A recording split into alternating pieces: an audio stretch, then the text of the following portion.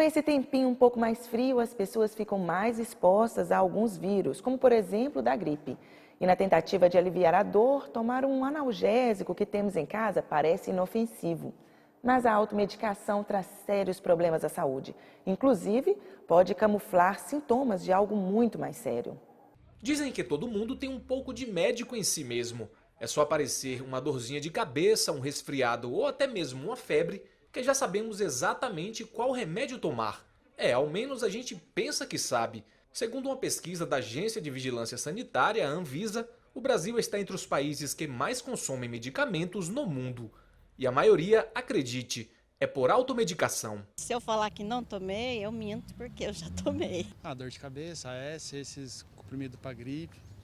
A gente já sabe mais ou menos qual problema a gente vai ter, acaba que toma. Para gripe, para resfriado forte, assim, a gente sempre toma um analgésico para amenizar o problema. Sim, já tomei. Como eu já tenho enxaqueca, então eu já tomo logo meus medicamentos, Neosaldina. A gente sempre tem dor de cabeça, escuta o que a mãe sempre falou de criança, dava umas gotinhas de dipirona, você toma, mas sempre passou, nunca tive nenhuma complicação por causa disso não.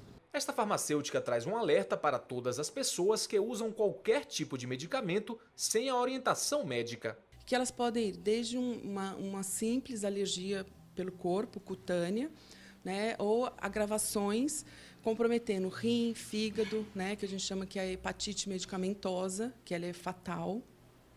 Alterações de pressão, sintomas que podem ir desde leves até graves, e que podem levar a óbito.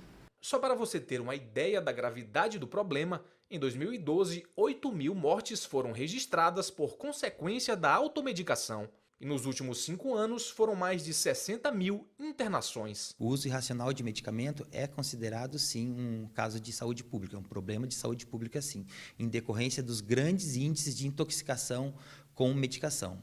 Em relação à publicidade, os remédios que exigem receita e os controlados têm publicação restrita apenas para profissionais de saúde e publicações especializadas. Já os medicamentos de venda livre têm como público-alvo a população em geral e sempre deve trazer aquela informação já conhecida de todos nós. Se persistirem os sintomas, o médico deverá ser consultado. Mas por que será mesmo que o brasileiro tem tanto esse costume de se automedicar? São fatores desde culturais, aqueles medicamentos que as pessoas pensam, ou acham que vai resolver os problemas dele, e os problemas assim imediatos.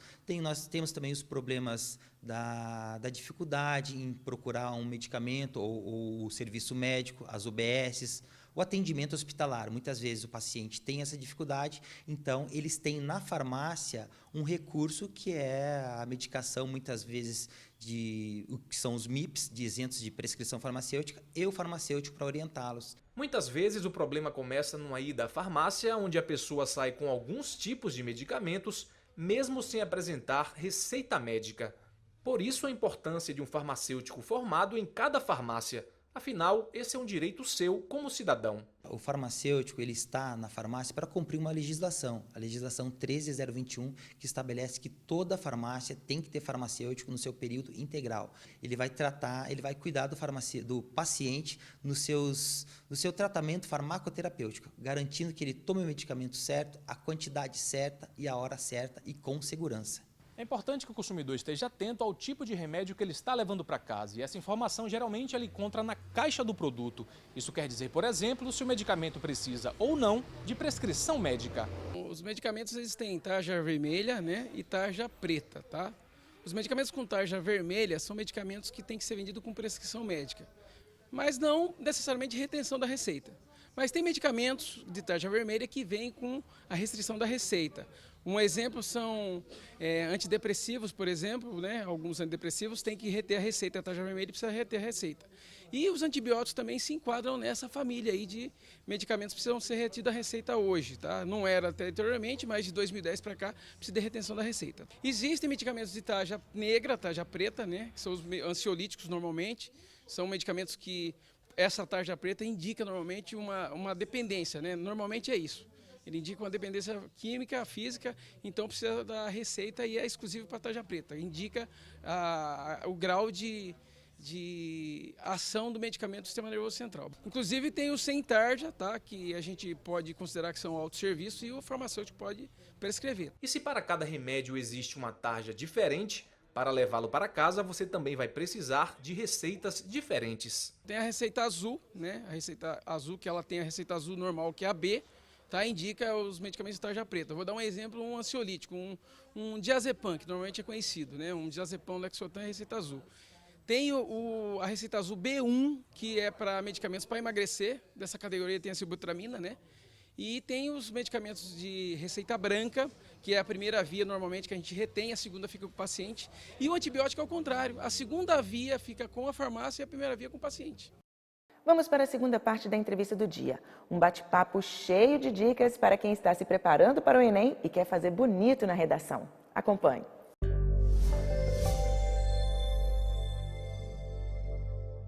Hoje o professor Ricardo Estevão está aqui com a gente para desmistificar essa história de redação de vestibular que apavora tanto a garotada. Olha, chama seu filho para assistir, se ele tiver de bobeira aí pela sala, manda ele ficar aqui na frente da telinha que as dicas são muito importantes. Daqui a pouco ele vai detalhar assuntos de técnica de redação, mas eu deixei uma pergunta aqui no ar sobre, você falou que na redação do Enem, existe diferença do Enem para do vestibular? O formato de redação do Enem tem sido adotado por vários vestibulares, até porque ele não difere de outros formatos tanto assim. A principal diferença, eu destacaria, é a necessidade da apresentação de proposta de intervenção na conclusão do texto, no último parágrafo do texto. Você tem de encontrar uma solução para o problema que você discutiu ao longo do texto. Essa é a grande diferença. O Enem procura mais essas questões que estão na mídia, né? São sempre temas sociais, né, ligados à realidade brasileira e que estão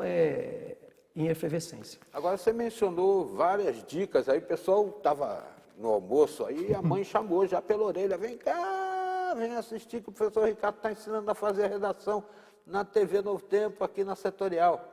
Quais são os detalhes das dicas? Eu listei 5 itens essenciais para uma dissertação eficaz no Enem. São os itens que eu apresento aos meus alunos com frequência. Planejamento, clareza, coesão, vocabulário preciso e variado e as propostas concretas ao final. Planejamento. A dissertação é um texto a ser planejado. Os alunos costumam fazer um esquemazinho antes. Eles anotam tópicos, o que vai ser dito na introdução, depois no primeiro parágrafo do desenvolvimento, no segundo e, por fim, no parágrafo da conclusão. Quer dizer, na hora da redação, no rascunhozinho, faz um esqueleto. Exato. Para depois vestir o esqueleto. Perfeito, um esqueleto do texto. Esse planejamento é essencial para que o aluno não se perca, não se repita e consiga desenvolver o raciocínio que ele tem acerca daquele tema. Planejamento é essencial, precisa planejar antes. Segundo item, clareza. O autor do texto dissertativo tem de ser extremamente claro. A leitura desse texto deve ser facilitada para o leitor, para o corretor. Ele não tem de quebrar a cabeça para entender o seu texto. Você tem que ser claro do início ao fim. O terceiro item é coesão, que vai contribuir justamente com essa clareza. Coesão, você deve ligar as ideias, utilizando para isso conectores de texto ou conectivos de texto, que são conjunções, advérbios, sinônimos, locuções adverbiais, que servem justamente para conectar as ideias. A palavra coesão quer dizer conexão. Você conecta as ideias, isso facilita, favorece a leitura e o entendimento do seu texto. O quarto item, vocabulário preciso e variado. Eu destaco muito a questão da precisão. Na dissertação, você não deve tentar dizer alguma coisa, você precisa dizer, você precisa ser exato. Pede para alguém ler o texto que você produziu. Se a pessoa disser assim para você, após a leitura do seu texto, você quis dizer que... Você já errou. Você não tem que querer dizer, você tem que dizer exatamente. Mas na prova não vai poder dar para alguém ler. Não. Por isso a necessidade do treino. Vamos treinar antes. Você tem que ser muito exato. Por isso a escolha da palavra mais adequada é essencial. Ele é membro da Academia Pindamonhangabes de Letras, é autor, está aí com um livro recém-lançado, né, o Bob Kurt. Quer falar um pouquinho do Bob Kurt, Ricardo?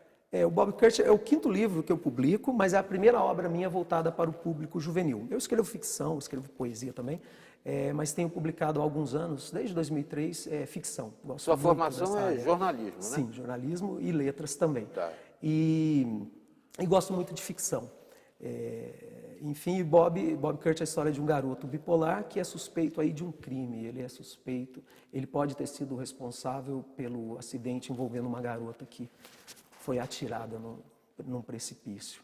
E ele tem de se defender, né, provar sua inocência. E o primeiro argumento que ele utiliza na sua defesa é o fato de que ele é apaixonado por essa garota, então ele jamais faria isso. Então o livro trabalha esse universo adolescente, que é apaixonante, que é muito legal. Já está disponível nas principais livrarias brasileiras. Sim, com certeza. Foi uma satisfação tê-lo aqui.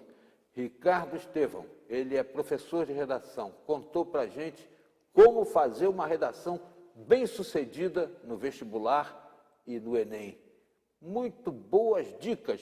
Você, se pegou a entrevista no meio, recorra à internet, porque lá estão todas as entrevistas que nós fazemos aqui para o Repórter Setorial. Obrigado, Ricardo. Muito obrigado. Bom. Nessa edição, você viu: maioria dos brasileiros teme pela mudança na previdência privada. Dobrou o número de mulheres que tentam entrar com drogas em presídios da região. Você acompanhou sobre o tratamento com fotodinâmica, que pode acelerar a cura em pacientes com câncer. Viu sobre os perigos que envolvem a automedicação.